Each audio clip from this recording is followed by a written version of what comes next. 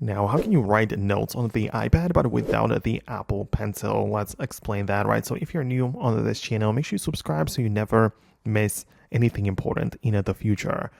Okay, so you have the ability to write like handwritten notes as well as type notes. Of course, the typed are using the keyboard, so no Apple Pencil required. But if you are focusing on the handwritten notes, you can of course do it on the iPad without the Apple Pencil. It's just much less comfortable or practical. For example, instead of the built-in Notes app from Apple, you have the ability to click on the pen tool right there, which makes the, pen options, colors, thickness, and all of those attributes show up. So you can use that and literally just use your finger to write on it.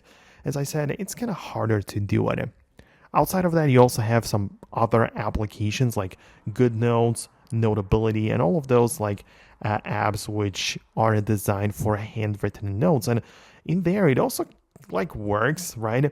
You don't have to stick with the Apple Pencil necessarily, but it's much easier if you want to do it this way. So yeah, the Apple Pencil might be preferable, but you don't really have to go with the Apple Pencil either. There's also like a huge selection of stylus options on the internet, which are not like the official Apple Pencil, but could still get the job done. So you can explore those options too.